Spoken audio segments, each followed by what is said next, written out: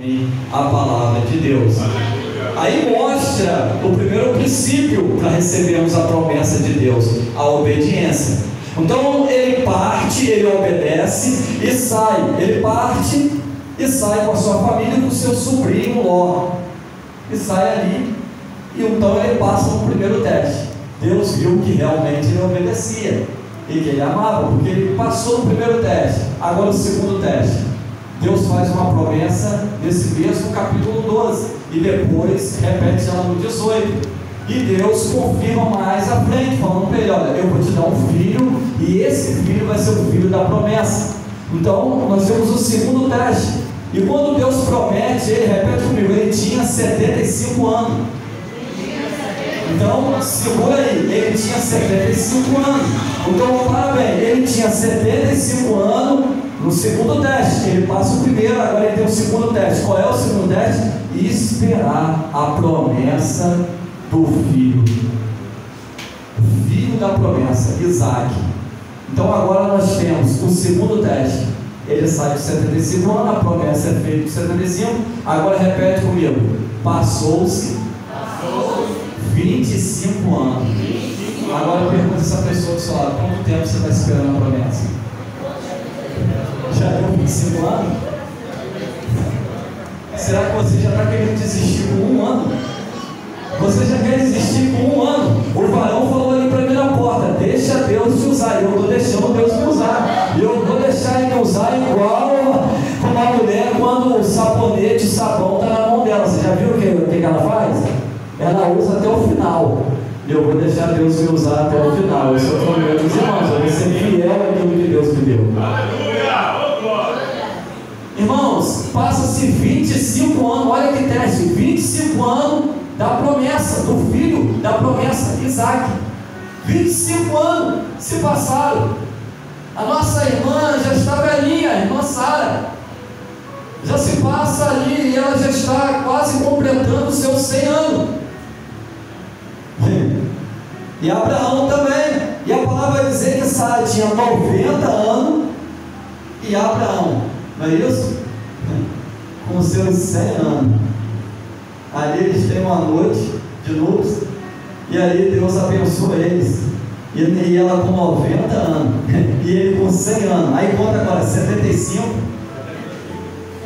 para 100 dá quanto?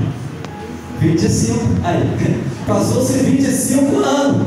E com 25 anos passando da promessa, ele passa no teste e recebe Isaac. E o nome Isaac significa sorriso, porque ela sorriu na hora que o anjo falou. Aí o anjo falou: como você sorriu, pode colocar o nome Isaac, que é sorriso. Ele vai chamar Isaac, porque há alguma coisa impossível para Deus? Hoje perguntou passado: tem alguma coisa impossível para Deus? Foi a mesma pergunta que Gabriel perguntou para Maria: há alguma coisa impossível para Deus? Alguma coisa que Deus não pode fazer? Não, tudo é possível para Deus. Então ele passa no segundo teste. Agora nós vamos entrar no terceiro e final, que é agora o capítulo 22, onde está o tema. Ele passou no primeiro, passou no segundo, agora o terceiro é pior. A prova do terceiro é pior do que a prova da primeira e da segunda, porque agora no terceiro teste, Deus não pede ele fazenda, não pede ele nada imaterial. Deus pede ele aquilo que ele mais esperou e aquilo que ele mais amava. Quem? O filho. Agora imagina ele chegando e contando para a mulher dele, para Sara, o que Deus pediu a ele naquela noite. Ela não ia deixar, ou ele saberia que ele ia encontrar um grande problema em casa. Porque se ele conta para ela: pois esperamos 25 anos. Agora você diz que Deus está pedindo o meu Isaac, o seu Isaac, depois de 25 anos. E outra coisa, Deus pede ele uma coisa, irmãos, que nós olhando a Sagrada Escritura, a gente pensa: ué, será que a Sagrada Escritura está contrariando ela mesma? Não, você vai ver lá na frente. Ué, como que você pede uma coisa que Deus aboliu, que os filhos de Amor faziam, que Deus chamou de coisa horrenda, que é sacrificar a criança? E Deus detesta isso. Agora Deus pede a Abraão, nós vamos entender lá na frente, para sacrificar o que ele mais amava, o seu filho da promessa, Isaac. Percebe que ele não conta nada a Sara, senão ele ia ter um negócio, ele ia até, de vez de Isaac morrer, quem ia morrer ia ser ele, né? Sara não ia deixar isso. Então, ó, quieto, não fala nada. Ele pega e fala assim: olha, vamos dar um passeio? Vamos ali conhecer o Monte Moriá? Aí talvez Sara feliz, assim, você já está mocinho, está crescendo, vai lá com seu pai dar um passeio. E ele todo feliz, começa a ir com o pai pela beira do caminho, brincando, rindo, alegre, sem saber para onde que ele estava indo. E Deus pede agora o melhor dele, porque o Isaac representa aquilo que é mais importante na nossa vida. E ali, naquele caso, era o filho dele. Entenda bem, depois de Isaac, ele não levantou mais altar para Deus. Será que você está pegando a senha nessa noite? Deus estava com saudade de Abraão. Depois de Isaac, Deus já não falou mais nada. Havia um silêncio entre Deus e Abraão, e não havia altares mais, porque Abraão é conhecido como o homem dos altares. Aonde ele ia, fazia um altar para Deus. Então depois de Isaac, acabou os altares, e Deus está em silêncio. Deus só volta a falar com ele aqui, ó, no 22. E é no 22 que Deus fala para ele, porque na verdade Deus não queria, nós vamos ver isso lá na frente, o Isaac. Deus queria algo mais dele. Deus queria ver aquele Abraão do altar que estava esquecido. Então Deus agora faz um teste para ele mais profundo: diz: pega teu filho e sacrifica ele para mim, mata ele para mim, me dá ele para mim, me dá o seu melhor para mim, entrega agora o seu tudo. E é fácil? Não. Deus agora pede algo que vai contra partido, contra algo que a gente acha até descabível, algo que não dá para entender. Tem coisas na nossa vida, irmão, que nós não vamos entender. Tem momento da nossa vida que vai parecer que tudo está pelo avesso, que tudo está ao contrário. Parece que Deus complicou tudo. Parece que tudo está complicado. A gente vai olhar assim: Senhor, o que está acontecendo? Que parece que quanto mais eu oro, mais eu busco, mais eu leio, e as coisas parecem estar complicadas. E às vezes a gente começa a olhar e parece que as coisas estão ficando realmente mais difíceis. Mas é o agir de Deus, é o trabalhar de Deus, é Deus te preparando, é Deus te moldando para coisas grandes, para coisas maiores. Deus só prova aquele que Ele quer aprovar.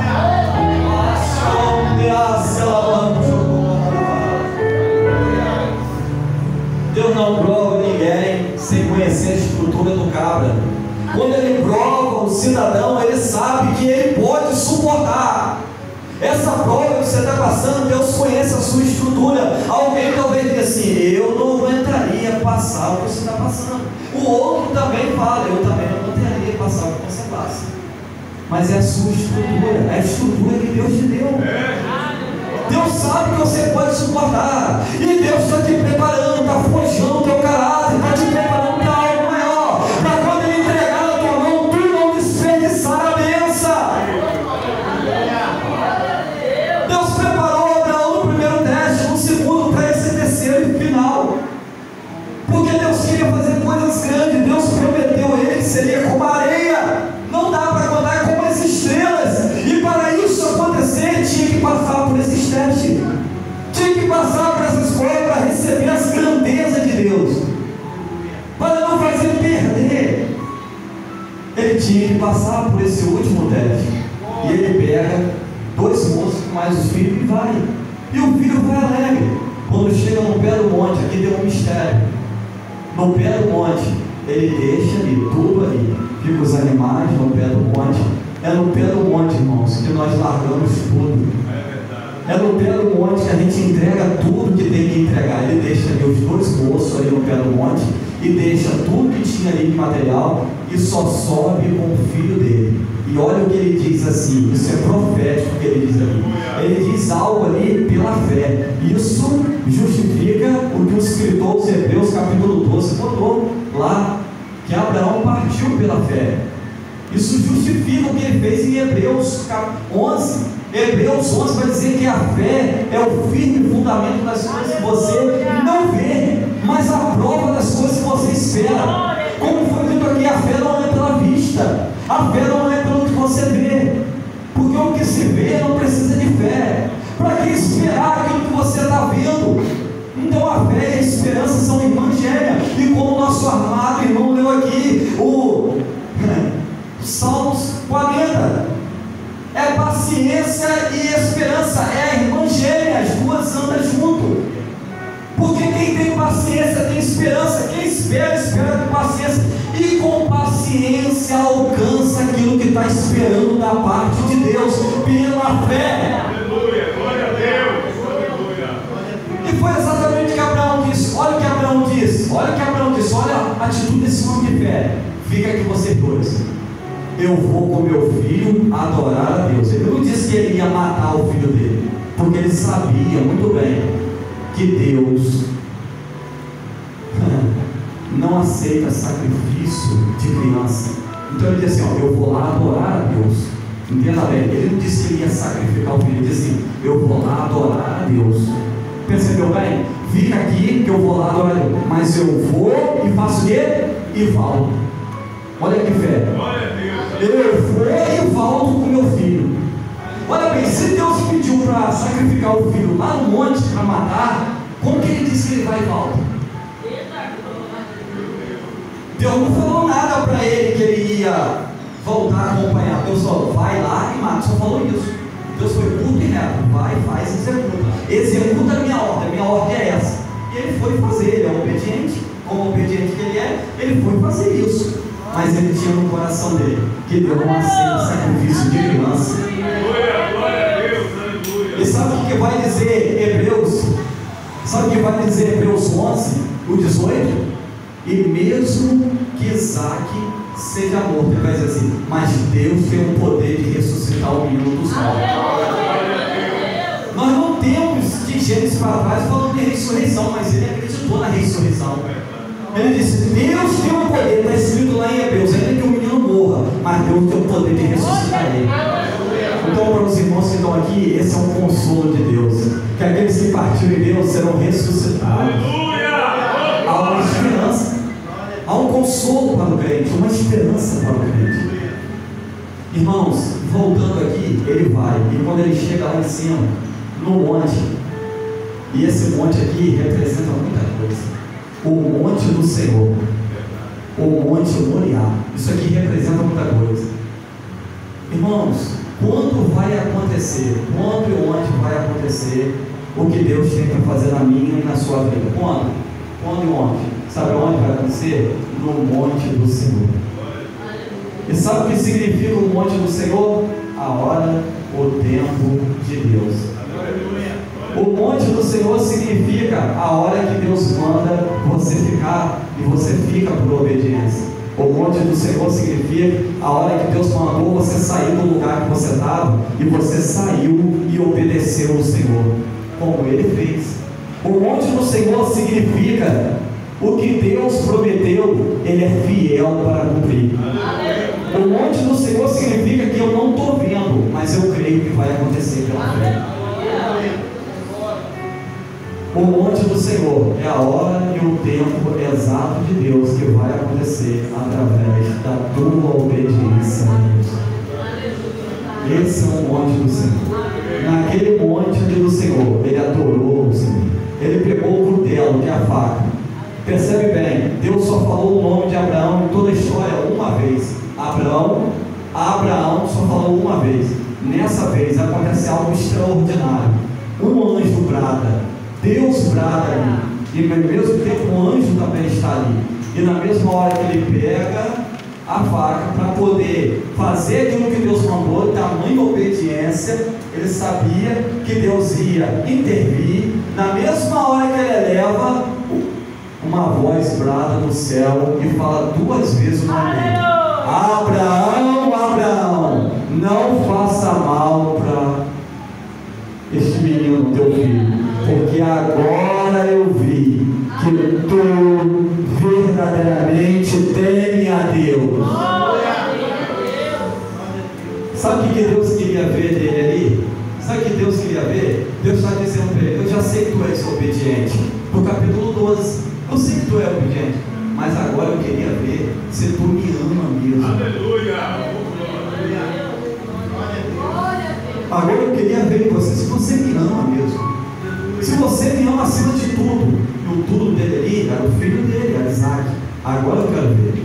Irmãos, o Daniel que está ali, nasceu lá no Cantador de Cana por 8 meses. Deus me deu um sonho que ele nasceu morto, sem respirar. Eu não falei nada para a mãe, que foi complicado, porque onde a gente mora é no interior. Então eu tive que andar, eu tive para Campo dos Goitacazes para ganhar a criança. É longe até chegar em Campos. Então, quando eu cheguei lá, eu vi ela só.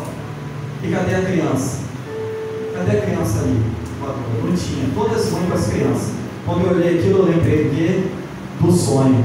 Quando eu lembrei do sonho, eu fui na sala cirúrgica. Cheguei lá, bati na porta. As enfermeiras me atendeu, a médica me assustado. Quem é você? Eu sou o pai do Daniel. Eu vim buscar o Daniel. Olhou meio espantada. Ué, como que ele sabe o que ele está fazendo aqui? Não, eu vim buscar o Daniel. Não, espera um pouquinho que aconteceu um negócio que nós vamos levar ele para a UTI. Ele nasceu sem respirar. Falei, mas quando vocês passarem que eu posso orar por ele? Ela, pode, nós vamos pegar o elevador, você ora. Era na época de Covid. Eu não liguei para Covid, não liguei nada, irmãos. Eu botei meu joelho ali, dobrei e falei, Senhor, agora eu preciso deste Jeová Jireh. Espírito Santo, agora eu preciso dessa providência na minha vida. Eu prego lá sobre cura. Eu tenho visto o Senhor levantar pessoas da cadeira de roda. Eu tenho visto o Senhor dar cura cego. O Senhor curou pessoas de câncer lá. Eu tenho visto o Senhor fazer tantas curas lá naquele humilde lugar. Eu tenho visto o Senhor fazer tanta... Agora eu preciso disso na minha vida, Senhor. Eu prego isso, como que eu vou voltar com a criança, Senhor, para enterrar lá? O que eles vão dizer, Senhor? Como que vai ficar a fé daquelas pessoas naquela obra, Senhor? Agora eu preciso de um milagre. Quando eu botei a mão ali e comecei a orar e estava naquele espelhozinho, ele pegou e fez assim com a mãozinha para mim. Depois que eu falei amém, eu pedi, Senhor, ressuscita meu filho, Senhor. Levanta ele, eu preciso desse milagre, Senhor. Agora eu preciso, Senhor, que o Senhor faça o Espírito Santo. Aí ele levantou a mãozinha e fez assim, ó. Quando ele levantou a mãozinha e fez assim, ó, Deus falou assim para mim, por que você está meio assim? Por que você está meio duvidoso? Ué, agora chegou a hora de você ver, de você acreditar naquilo, no milagre. Agora a hora de você viver esse milagre. Quando eu desci, eu ouvi o choro da criança. Eu não sei se você entende isso como coisa de pai. Ou eu creio, você que está ligado, você vai entender. Isso é pela fé. Eu ouvi o choro da criança lá embaixo. Eu creio que isso é pela fé. Eu ouvi o choro da criança, peguei e fui. Aí a minha esposa disse assim, a doutora pediu para me dar para você, dizer para você põe a roupinha da criança, que a criança está liberada. Ela subiu na UTI. Quando chegou na UTI, não tinha vaga lá na UTI, mas ela começou a chorar lá, e a criança está liberada. Ela foi liberada, ele foi liberado antes da mãe. Jesus ressuscitou.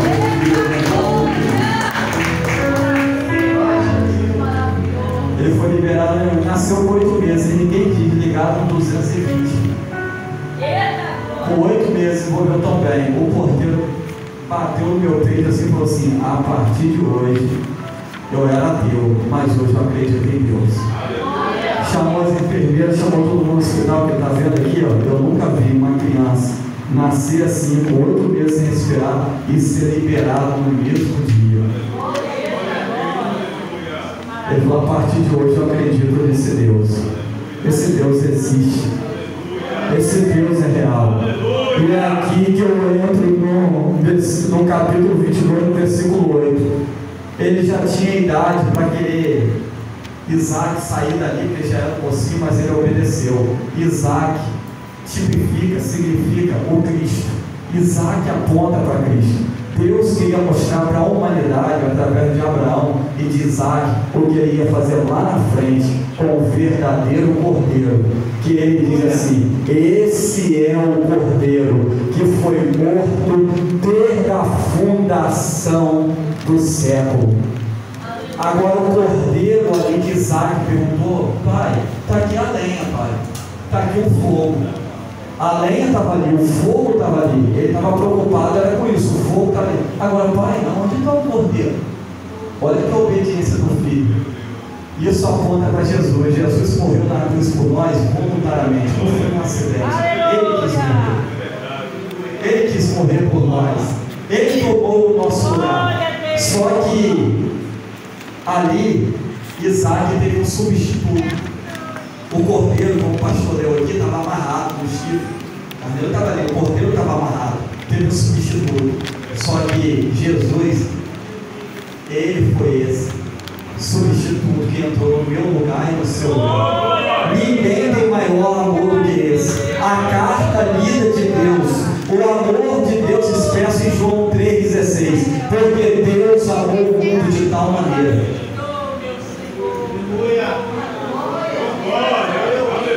De tal, esse tal é que no dicionário Aurélio não tem palavra para explicar o amor de Deus por mim e por você. Porque Deus amou o mundo de tal as pessoas que deu o seu único filho. Esse é o Cordeiro, Jesus. No caso de Isaac, teve substituto. No caso de Abraão também, mas no caso de Deus e de Jesus, não. Ele foi o próprio, o Cordeiro de Deus, apontando o que Deus ia fazer. Porque